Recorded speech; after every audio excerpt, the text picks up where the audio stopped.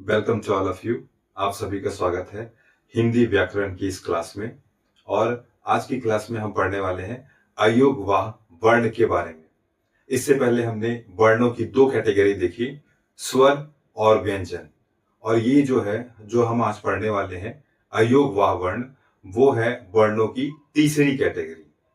तो ये तीसरी कैटेगरी क्यों बनानी पड़ी? क्योंकि ये जो अयोगवाह वर्ण है वो न स्वर में शामिल किए जाते हैं और ना ही व्यंजन में। इसलिए इनकी एक अलग कैटेगरी बना दी गई और इसे नाम दिया गया अयोगवाह वर्ण। आइए चलिए इनके बारे में हम डिटेल में समझते हैं। अयोगवाह वर्ण,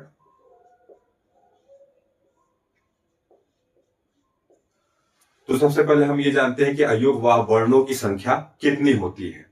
तो अयोगवाह वर्णों की संख्या होती है 2। और अयोगवाह वर्ण 2 जो है वो इस प्रकार है। एक को हम कहते हैं अनुस्वार और दूसरे को हम कहते हैं विसर्ग। अनुस्वार जिसका चिन्ह है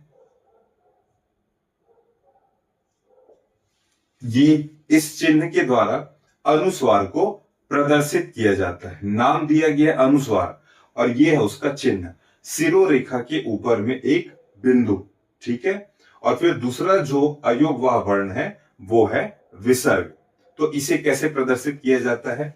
तो इसे इस तरीके से प्रदर्शित किया जाता है, सिरोरेखा के साइड में 2 बिंदु, बगल में 2 बिंदु, इस तरीके से प्रदर्शित किया जाता है विसर्ग। ठीक है। तो आइए चलिए हम समझने का प्रयास करते हैं कि इन दोनों को अयोगवाह वर्ण क्यों कहा जाता है।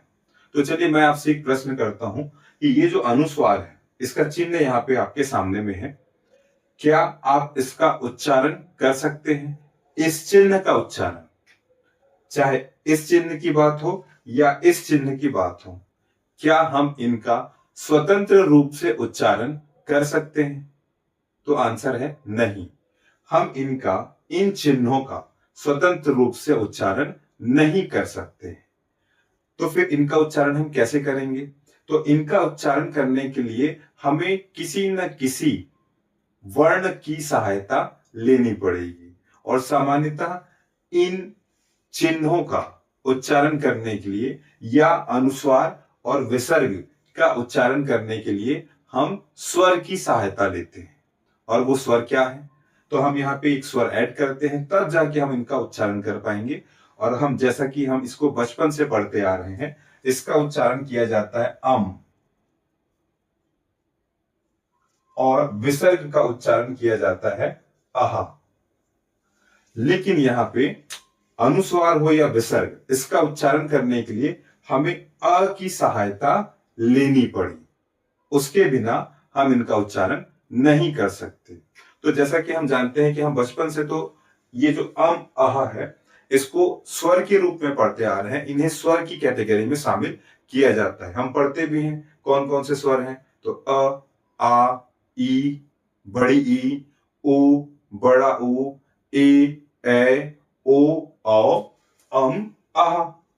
लेकिन बाद में कुछ व्याकरणाचार्य आए, उन्होंने तर्क दिया, उन्होंने कहा कि ये जो अनुस्वार और विसर्ग हैं इन्हें स्वरों में शामिल नहीं करना चाहिए या इन्हें स्वरों की कैटेगरी में नहीं रखना चाहिए। तो उन्होंने ऐसा क्यों कहा, उन्होंने ऐसा तर्क क्यों दिया? आइए समझने का प्रयास करते हैं। तो इसके लिए हमें स्वर की डेफिनेशन पे जाना पड़ेगा। हमने स्वर के बारे में पढ़ा है कि स्वर स्वतंत्र होते हैं। स्वर स्वतंत्र होते हैं अर्थात जब भी हम किसी स्वर का उच्चारण करते हैं तो हमें किसी अन्य वर्ण की आवश्यकता नहीं पड़ती है। अर्थात स्वर स्वतंत्र है और स्वर का उच्चारण स्वतंत्र रूप से इंडिविजुअली किया जा सकता है। लेकिन व्यंजन व्यंजन क्या होते हैं? परतंत्र होते हैं। व्यंजन का उच्चारण करने के लिए हमें किसी न किसी स्वर की सहायता लेनी पड़ती है। ठीक है, ये हमने पढ़ा है। तो अब देखिए इनका उच्चारण के लिए हमें क्या करना पड़ा। इनके उच्चारण के लिए हमें स्वर की सहायता लेनी पड़ी। तो क्या हम इन्हें स्वर कहें?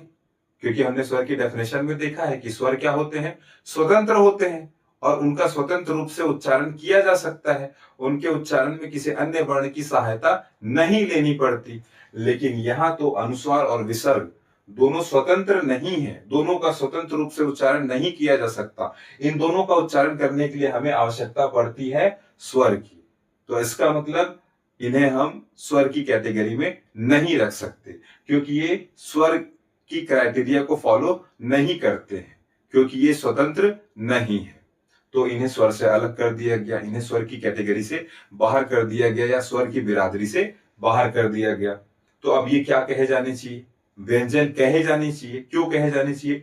क्योंकि व्यंजन की तरह ये स्वर की सहायता से बोले जाते हैं, इसलिए इन्हें क्या कहा जाना चाहिए? व्यंजन।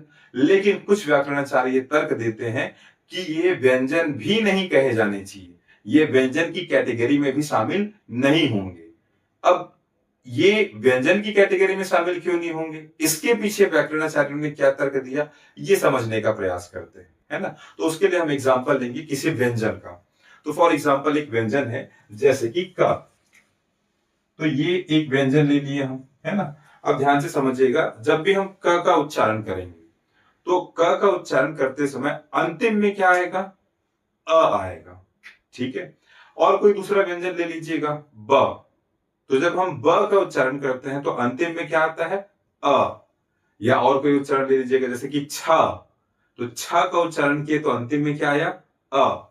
अर्थात हर व्यंजन वर्ण का जब हम उच्चारण करते हैं तो अंतिम में क्या आता है? अ आता है, और प्रारंभ में आता है व्यंजन, पहले क, है ना, और क के बाद अंतिम में आएगा अ, है ना। इसका मतलब ये है, ये क को इस तरीके से हम ब्रेक कर सकते हैं, ये क और ये अ। ये क जिसमें हलक लगा है इसे हम आधा क मानेंगे। आधा का मतलब जिसको स्वर का सहायता नहीं मिला है, और वैसे तो इसका उच्चारण हम कर ही नहीं सकते, आधा का बोल ही नहीं सकते, ठीक है। ये जो है वो केवल शो करने के लिए, दिखाने के लिए। इसमें जब ये अ जुड़ेगा तभी हम इसका उच्चारण कर सकते हैं। लेकिन जब उच्चारण होगा तो ये व्यंजन पहले आएगा और स्वर बाद में आएगा। ये व्यंजन की खासियत है, ठीक है। व्यंजन को स्वर की सहायता लेनी पड़ती है, लेकिन व्यंजन का उच्चारण करते समय स्वर अंतिम में आते हैं या बाद में आते हैं। लेकिन हमारे अनुस्वार और विसर्ग के साथ क्या है? हमारे अनुस्वार और विसर्ग का उच्चारण करते समय स्वर पहले आता है, व्यंजन बाद में आता है ना। स्वर पहले आ गया तो ये तो उल्टा हो गया। व्यंजन में तो ऐसा नहीं होता है। व्यंजन में क्या होता है? व्यंजन में स्वर बाद में आता है, लेकिन अनुस्वार और विसर्ग में स्वर पहले आ रहा है, इसलिए इन्हें व्यंजन की कैटेगरी से भी बाहर कर दिया गया। अब ये ना स्वर रहे और ना व्यंजन, ये ना स्वर की कैटेगरी में शामिल हुए और ना ही व्यंजन की कैटेगरी में, है ना। तो इनकी स्थिति हो गई जो कहते हैं ना, धोबी का कुत्ता, ना घर का ना घाट का, है ना। ना ये स्वर है, ना ये स्वर रहे और ना ही व्यंजन। तो अनुस्वार और विसर्ग इनका मेल न स्वर के साथ हुआ ना व्यंजन के साथ, दोनों के साथ इनका योग नहीं हुआ, इसलिए ये कहलाए अयोग, ठीक है। तो ये कहलाए अनुस्वार और विसर्ग क्या कहलाए? अयोग। तो ठीक है, भले ही इनका योग न स्वर के साथ होता है न व्यंजन के साथ, लेकिन फिर भी ये अर्थ वहन करते हैं, इनका कोई ना कोई अर्थ होता है, इसलिए इन्हें कहा गया वाह, क्योंकि ये अर्थ वहन करते हैं। न स्वर के साथ योग होता है न व्यंजन के साथ, इसलिए कहे गए अयोग। लेकिन फिर भी अनुस्वार और विसर्ग अर्थ वहन करते हैं, इसलिए कहा गया वाह, अर्थ वहन करने वाला। इसलिए इन दोनों को मिला के इसका तात्पर्य निकला अयोग वाह वर्ण, अयोग वाह वर्ण।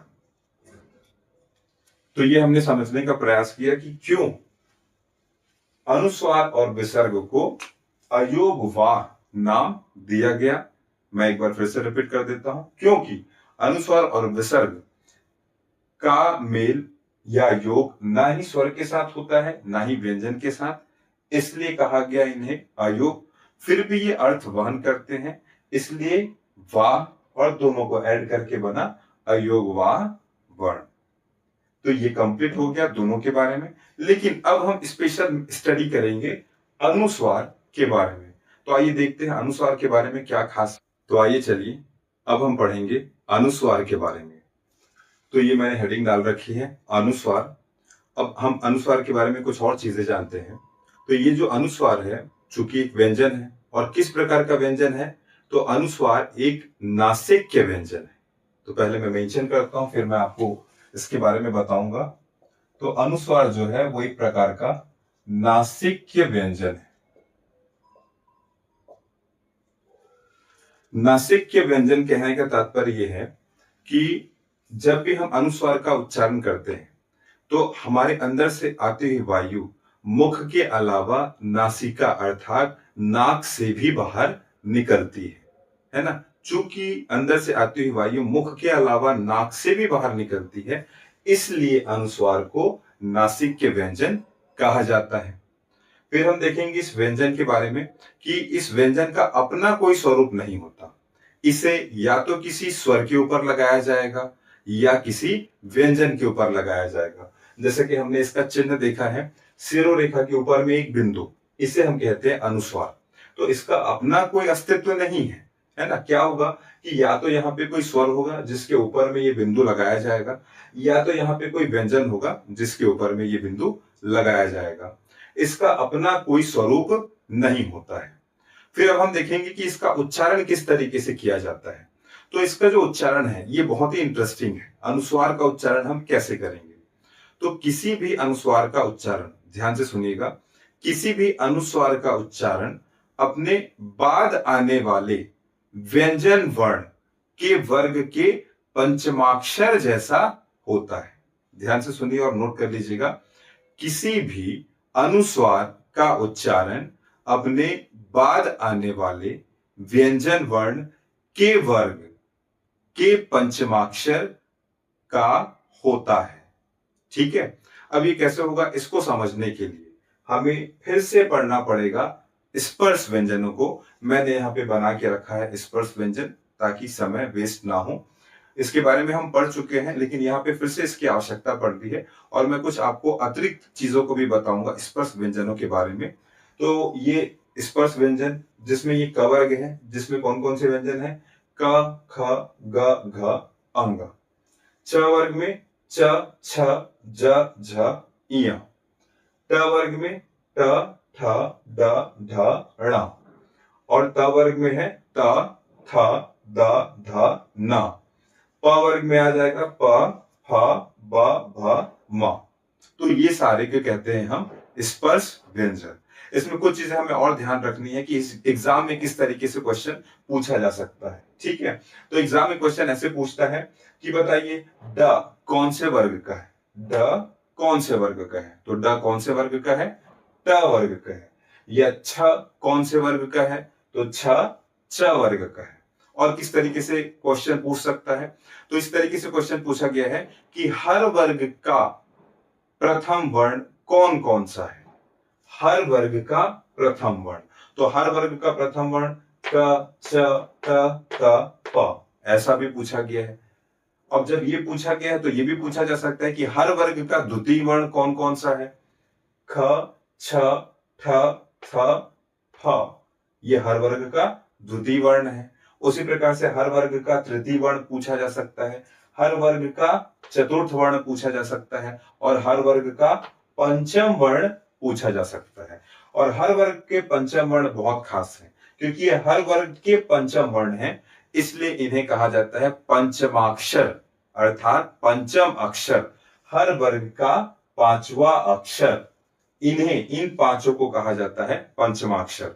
जैसे कि क वर्ग का पंचमाक्षर अंगा, च वर्ग का पंचम अक्षर इया, ट वर्ग का पंचम अक्षर ण, त वर्ग का पंचम अक्षर न, प वर्ग का पंचम अक्षर म।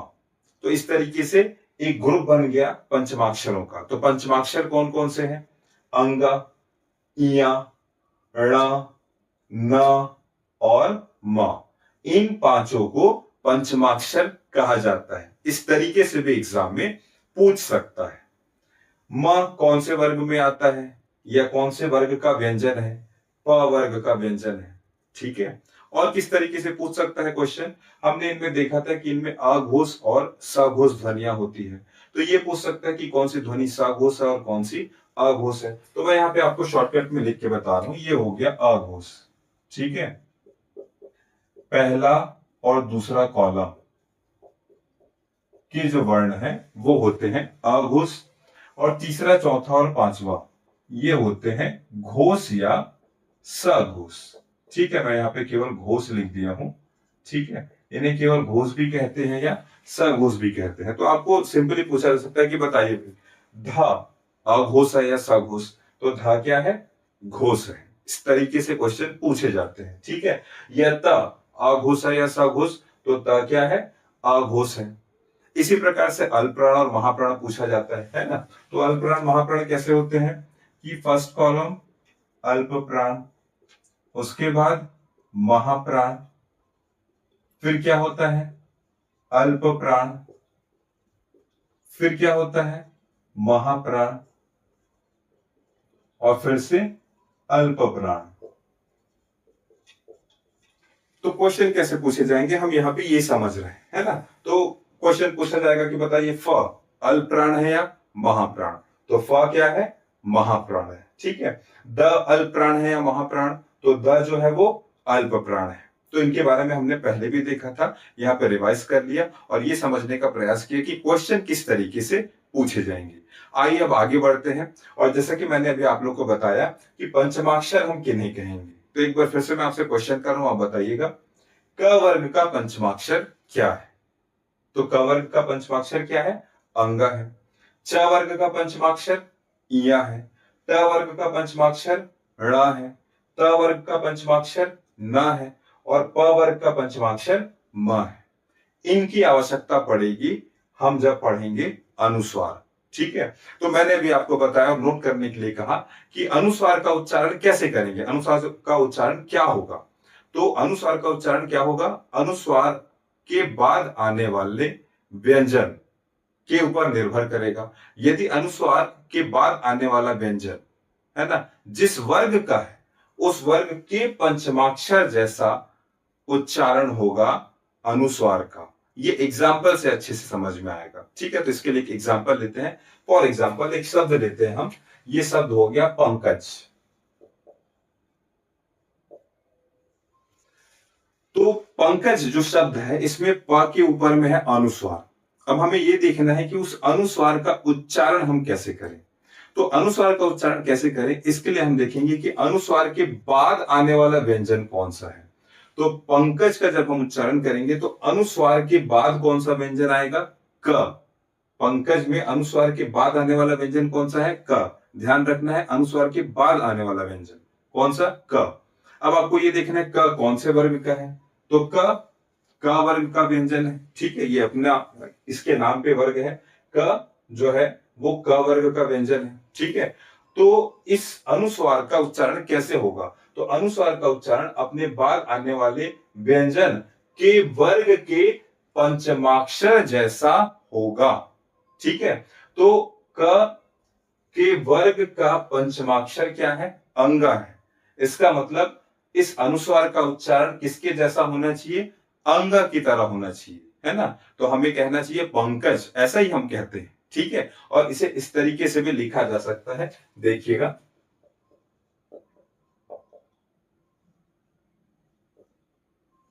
ठीक है, अब हम सिंप्लीफाई करके उसे बिंदु के रूप में लिखते हैं। इसका उच्चारण बताया जा रहा है कि इसका उच्चारण जो है वो अंग के रूप में किया जाना चाहिए। ठीक है, और एक आध एग्जांपल लेके हम देखते हैं, जैसे कि गंगा। गंगा का उच्चारण कैसे होना चाहिए, तो यहां पे ध्यान दीजिएगा, यहां पे संयोगवश अनुस्वार के पहले भी ग है, अनुस्वार के बाद भी ग है। हमें फोकस करना है बाद वाले पे। अनुस्वार के बाद ग है, ग कौन से वर्ग का है, क वर्ग का है।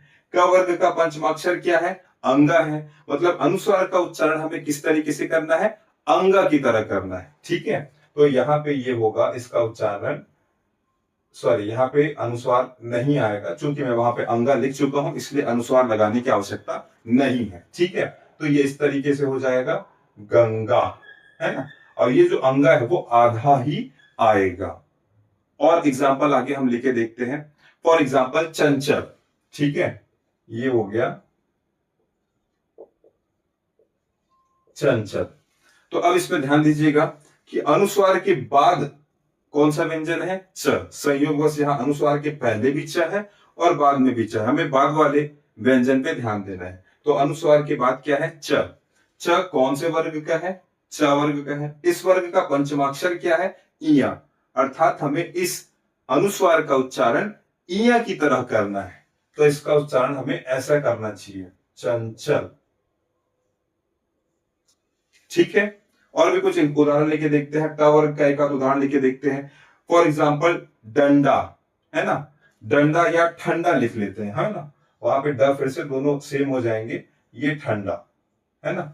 अनुस्वार के बाद आने वाला वर्ण कौन सा है? ड।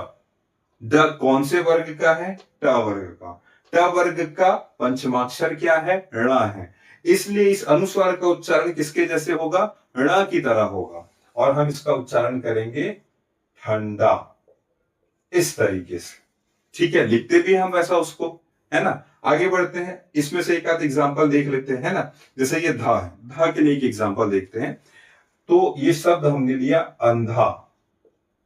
तो हमें फोकस करना है अनुस्वार के बाद वाले व्यंजन पे, और अनुस्वार के बाद क्या आ रहा है? ध, है ना। ध कौन से वर्ग का है? तो ध त वर्ग का है। त वर्ग का अंतिम वर्ण क्या है? न है ना। इसलिए इस अनुस्वार का उच्चारण किसके जैसे होगा? न के जैसा होगा। और वो न लिखेंगे तो आधा आएगा, जैसे कि हमने यहाँ पे देखा है कि सारे जो पंचमाक्षर है वो आधे लिखे गए, अंधा। ठीक है, फिर हम लास्ट वाले का एक उदाहरण लेके देखते हैं, है ना। तो लास्ट में है जैसे प फ ब भ म, है ना। तो इसमें से हम भ का एक एग्जांपल लेके देखते हैं। ठीक है, और एग्जांपल है खंभा। ठीक है, तो इसमें ये जो अनुस्वार है उसके बाद आने वाला वर्ण भ। भ कौन से वर्ग का है? प वर्ग का है। प वर्ग का पंचमाक्षर क्या है? म है। इसलिए इस अनुस्वार का उच्चारण म की तरह होगा, है ना। और इसको लिखते भी है ऐसा, खंभा। ठीक है, तो ये डिटेल में जानकारी अनुस्वार के बारे में मैं फिर से एक बार रिवाइज कर देता हूं। अनुस्वार नासिक के व्यंजन होते हैं, अर्थात अनुस्वार वे व्यंजन हैं जिनका उच्चारण करते समय मुख से निकलती हुई वायु मुख के अलावा नाक से भी बाहर निकलती है। इसके अलावा हमने देखा कि अनुस्वार स्वतंत्र नहीं होते हैं, इन्हें किसी स्वर या व्यंजन के ऊपर लगाया जाता है। और अनुस्वार का उच्चारण हम कैसे करेंगे? तो अनुस्वार का जो उच्चारण है वो अनुस्वार के बाद आने वाले व्यंजन के वर्ग के पंचमाक्षर के रूप में होता है। हमने उदाहरण देखा, एक उदाहरण मैं फिर से यहां पे रिपीट कर देता हूं। पंकज, जिसमें अनुस्वार के बाद आया क, तो क का जो वर्ग है उसका पंचमाक्षर है अंग, इसलिए यहां पे अनुस्वार का उच्चारण अंग की तरह किया जाएगा। तो ये सारा हमने डिटेल में देखा अनुस्वार के बारे में। आगे हम